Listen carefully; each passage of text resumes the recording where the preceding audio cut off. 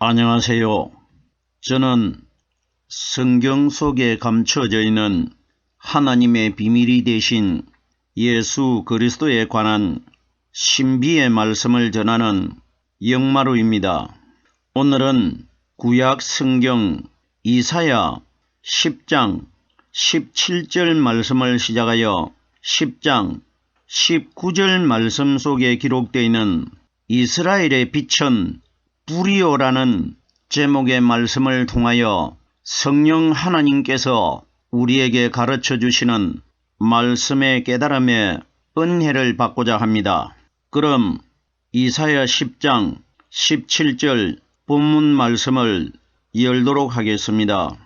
이스라엘의 빛은 불이요 그 거룩한 자는 불꽃이라. 하루 사이에 그의 형극과 진려가 소멸되며. 이 내용의 말씀을 이 땅에 오신 예수 그리스도와 이 땅에서 하나님을 믿는 우리 신앙인들과 어떤 관계를 가지고 있는지를 단어 하나하나 속에 숨겨져 있는 하나님의 비밀을 영적으로 풀어보겠습니다. 이스라엘의 빛은 불이요 하는데 성경이 가리키는 이스라엘이 뭡니까? 이스라엘이 우리들이 생각할 때는 중동에 있는 이스라엘 나라로만 알고 있지 않습니까? 중동에 있는 이스라엘 나라가 바로 우리 심판날 이 땅에서 선택된 사람들이 하늘나라로 들어갑니다. 그 하늘나라를 이 땅에서 이스라엘로 미리 보여주시는 것입니다. 자 보세요. 우리 하나님께서 출애굽기 4장 22절에 보면은 애굽에서 이스라엘 백성들만 선택을 해서 골라내셔가지고 가나안 땅은 하늘나라입니다. 하늘나라로 데리고 들어갑니다. 자 보세요. 그때에 하나님께서 이스라엘 백성들을 어떻게 말씀하셨느냐? 출애굽기 4장 22절 말씀에 보면은 여호와의 말씀에 이스라엘은 내 아들 내 장자라고 합니다. 그때에 장정들만 전쟁에 나가서 싸울 수 있는 군인들만 남자의 숫자가 60만 3,550명 정도 되었습니다. 그럼 보세요. 장자는 한 집에 하나밖에 없습니다. 근데 보세요. 이것은 형편상 현실적으로 우리가 깨달아 보면은 이스라엘 백성이 어린 아이들과 여자와 나이 드신 분들을 다 합하면은 200만 명이 대략적으로 넘는다고 추정을 하고 있는데, 그럼 보십시오. 이스라엘은 내 아들 내 장자라. 이건 현실과는 전혀 맞지 않는 이야기입니다. 여기에 이스라엘 백성이 하나님의 아들이 되고 하나님의 장자가 되는 것이 아니고, 거기에 이스라엘이 누구냐? 바로 이 땅에 오신 우리 예수님이십니다. 이스라엘 백성들이 시험을 받고 고통을 받은 사건은 이스라엘의 실체가 되신 예수님이 이 땅에 오셔가지고 걸어갈 길을 미리 이스라엘 백성들을 통해서 하나님이 보여주신 것입니다. 가장 예수님과 똑같은 뚜렷한 사건을 하나를 예를 들어 보면은 이스라엘 백성들이 애굽에서 나와가지고 홍해를 건넙니다. 홍해를 건너가지고 광야에서 40년 동안 시험을 받습니다. 자 보세요. 이스라엘 백성들이 홍해를 건넌 이후에 광야에서 시험을 받는 것과 우리 예수님이 요단강에서 세례를 받고 광야에 나와가지고 40일 동안 시험을 받는 사건은 똑같은 겁니다. 고린도전서 10장 3절에 보면은 이스라엘 백성이 홍해를 건넌 사건을 세례 사건이라고 기록이 되어 있습니다. 그러면은 구약의 홍해 바다가 신약의 예수님이 세례를 받으신 요단강을 가리킨 것입니다. 이 말씀은 여호수아서 4장에 보면은 홍해의 사건과 요단강의 사건은 같은 사건이라고 기록이 되어 있습니다. 그럼 보십시오. 이스라엘 백성이 애굽에서 나와가지고 홍해를 건너가지고 광야에서 40년 동안 시험 받는 것과 예수님께서 요단강에서 세례를 받으시고 광야에서 40일 동안 시험을 받는 사건은 똑같은 사건입니다. 그럼 여기에 이스라엘의 빛은 불이요 이렇게 기록되어 있는데 여기에 등장한 이스라엘이 누구냐? 바로 우리 예수님이십니다. 그리고 하나님이십니다. 예수님은 하나님 아닙니까? 이스라엘은 바로 하나님입니다. 보세요. 이스라엘 자손이라고 하고 이스라엘 백성이라고 하는 것은 바로 하나님의 자손이 되고 하나님의 백성이 될 것이라 이 원리인 것입니다. 마지막 심판날 이 땅에서 이스라엘이 대신 무덤 속에서 성령 세례를 받고 부활하신 그리스도께서 우리에게 가르쳐 주시고 깨닫게 해주시는 이 말씀을 가진 사람들이 마지막 하늘나라가 이스라엘입니다. 이스라엘이신 하나님의 자손이 되고 하나님의 백성이 될 것이라 이걸 우리에게 말씀해 주신 것입니다. 야곱이라는 사람이 야복 강가에서 기도할 때에 하나님이 오셔가지고 야곱의 이름을 이스라엘로 바꾸어져가지고 그것이 유래가 돼가지고 이스라엘의 국호가 된 것 아닙니까? 나라의 이름이 된 것 아닙니까? 야곱은 장사 대신 예수님을 가리켰고 이스라엘은 무덤 속에 부활하신 그리스도를 가리킨 것입니다. 예수는 율법이고 그리스도는 복음입니다. 이 원리 반드시 깨달아야 됩니다. 자, 그럼 여기에 이스라엘의 빛은 불이요. 성경이 가리키는 빛이 누굽니까? 이스라엘도 부활하신 그리스도이고 빛도 부활하신 그리스도입니다. 창세기 1장 3절에 보면은 하나님께서 빛이 있으라 하며 보기에 좋았더라. 자 보세요. 거기에 빛이 있으라 하며 보기에 좋았더라. 이것이 창세기 1장 3절에 기록되어 있습니다. 3절에 기록되어 있다는 것은 예수님께서 율법에서 태어나셔가지고 무덤에 들어가셔가지고 금요일과 토요일은 죽어 계셨다가 주일날 부활을 합니다. 그럼 거기에 빛이 있으라 하며 보기에 좋았더라. 그날이 첫째 날이라고 합니다. 그 첫째 날이 바로 주일날입니다. 창세기 1장 3절에 기록되어 있는 빛이 있으라 하며 하나님이 보시기에 좋았더라 하는 내용이 뭐냐? 무덤 속에서 부활하실 그리스도가 미리 창세기 1장 3절에 기록되어 있는 겁니다.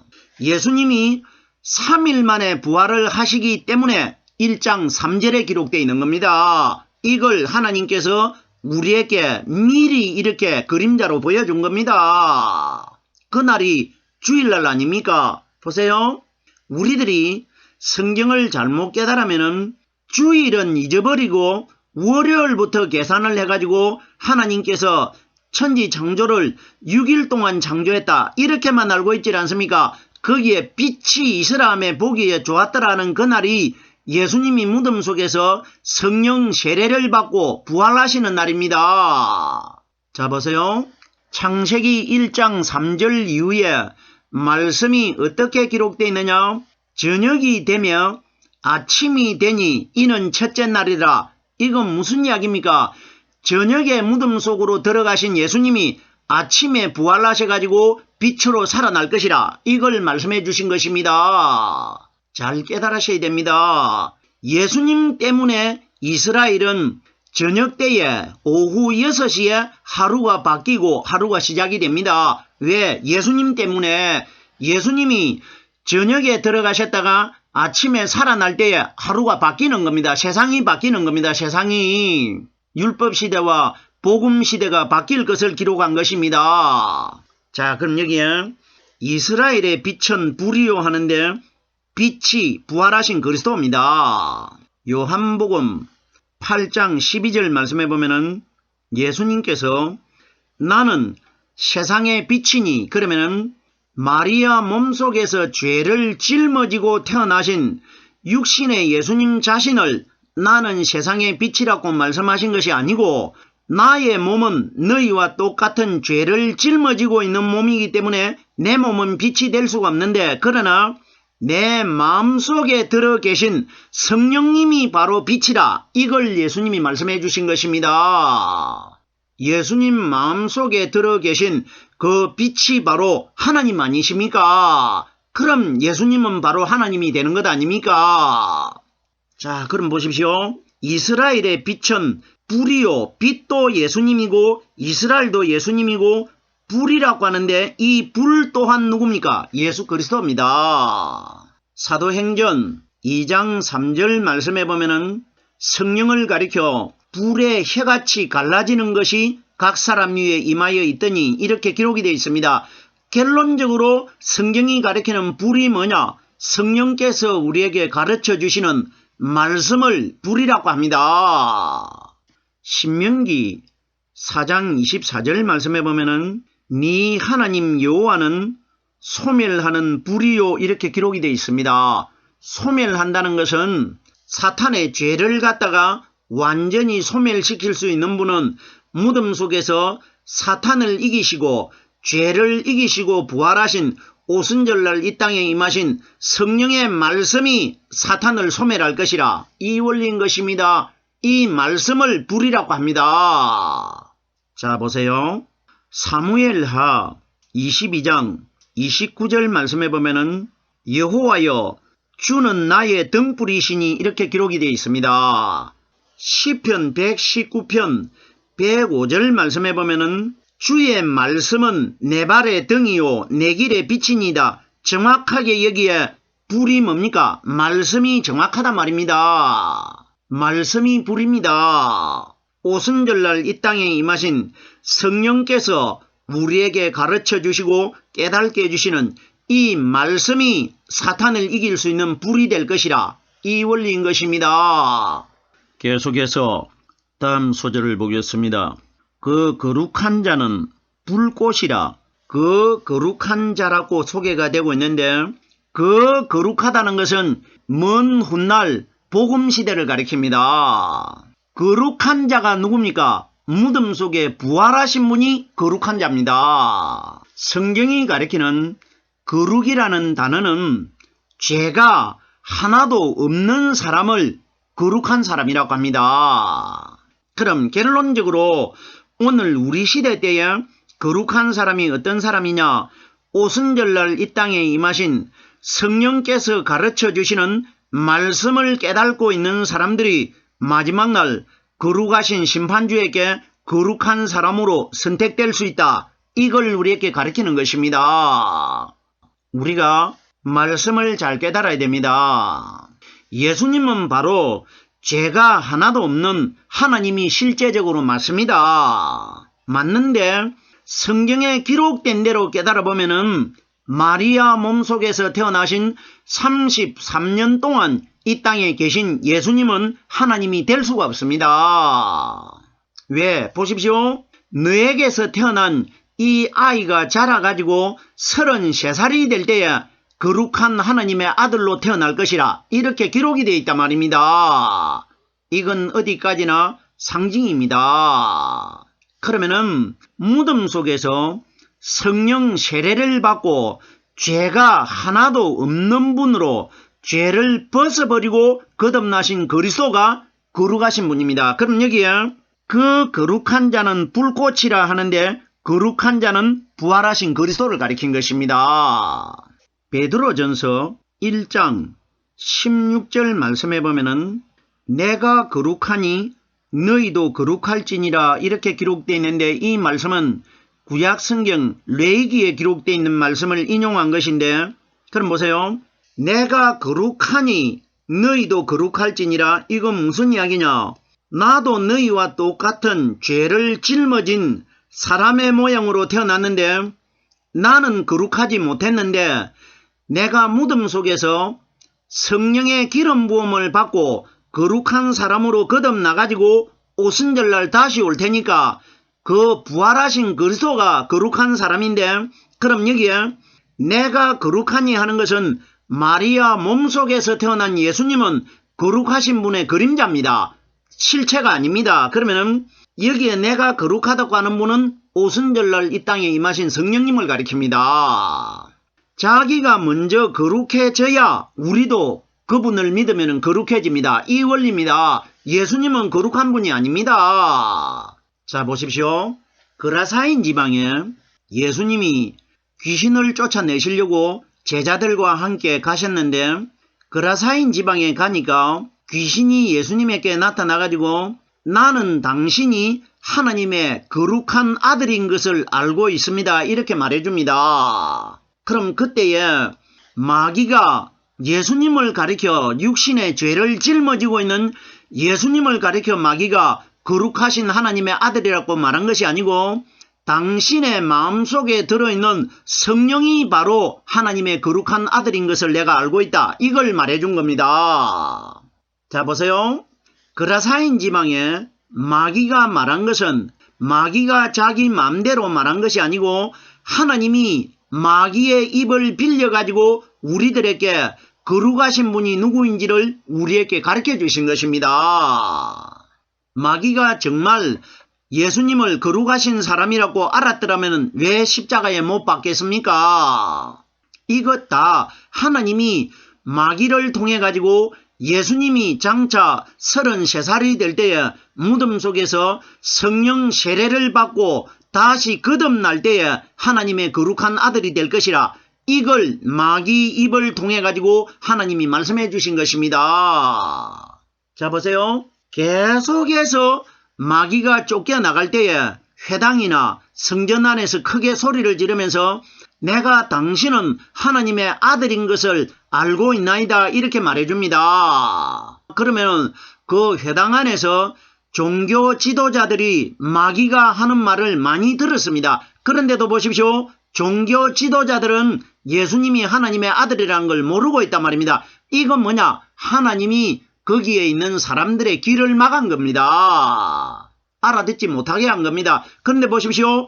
말씀이 오늘날 우리들에게 성경에 기록이 되어 있다는 것은 우리들에게 그 예수님이 바로 하나님의 아들이라는 것을 우리에게 가르치고 있단 말입니다. 성경에 기록되어 있다는 것은 마귀가 한 말은 결단코 마귀가 자기 맘대로 한 말이 아닙니다. 그렇게 되면은 하나님의 성경 말씀에 사탄의 거짓말이 혼합되어 있는 것이 되어버립니다.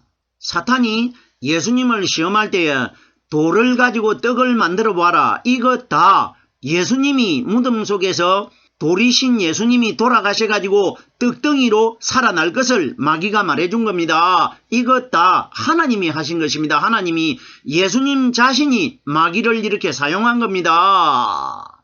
높은 성전에서 뛰어내리라. 이런 것 다 예수님이 예루살렘 산꼭대기에서 십자가 위에 달려있다가 아리마대 요셉을 통해 가지고 사자가 와가지고 네 발이 땅에 돌에 하나도 부딪히지 않게 할 것이라. 죽은 자는 발바닥이 땅에 닿을 수가 없습니다. 이것 다 골고다 산상에서 일어날 예수님 사건을 하나님이 마귀를 통해서 미리 우리에게 말씀해 주신 것입니다.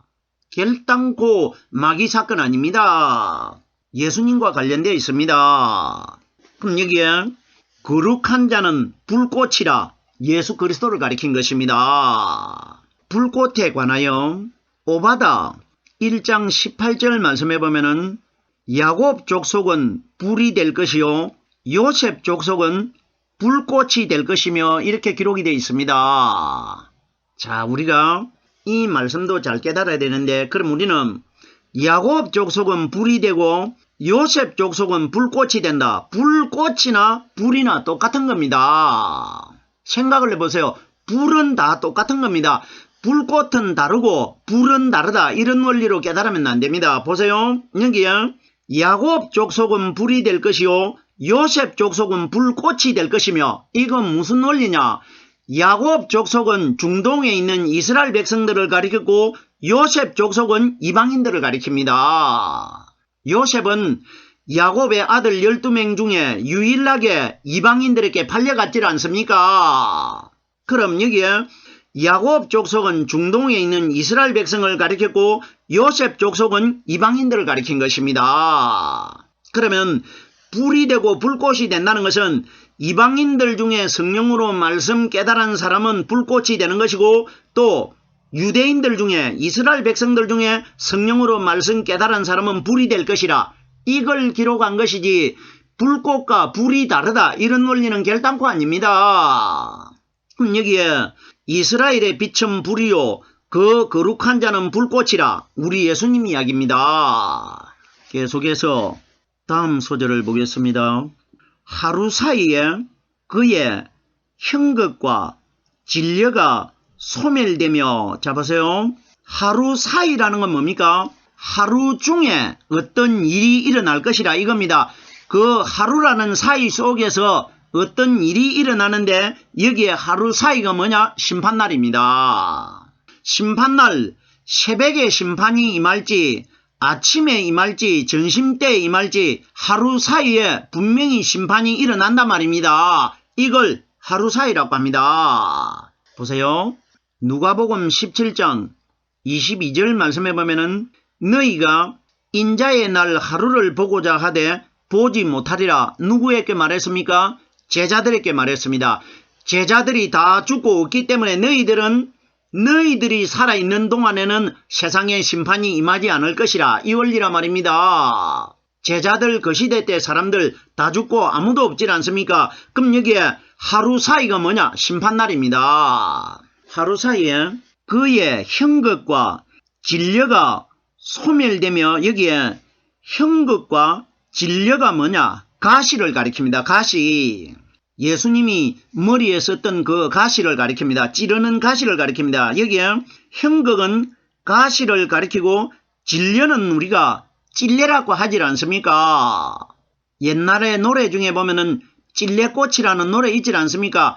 가시가 나가지고 찌르는 것을 찔레나무라고 하질 않습니까? 그럼 여기에 형극과 찔레가 이 땅에서 오늘날 우리들에게 적용시키면은 사탄과 함께 하는 사람들을 형극과 찔레라고 합니다. 가시와 찔레라고 합니다. 사람을 찌르는 것이 뭡니까? 사탄의 비진리 아닙니까? 그러면 하루 사이에 그의 형극과 진려가 소멸되며 하는 것은 마지막 심판날, 하루 그날 모든 이 땅에서 하나님을 믿지 않고 그 속에 가시가 되고 진려가 되는 사탄의 거짓말이 들어있는 사람들은 다 마지막 날 지옥으로 소멸될 것이라. 이걸 우리에게 말씀해 주시는 것입니다. 오늘 이사야 10장 17절에서 19절 말씀까지를 깨달으려고 하였는데 10장 17절 한 구절의 말씀을 깨달는데 정해진 시간이 다 됐습니다. 남아있는 10장 18절과 10장 19절 말씀은 다음 시간에 이어서 말씀을 전하도록 하겠습니다. 오늘은 여기까지만 하겠습니다.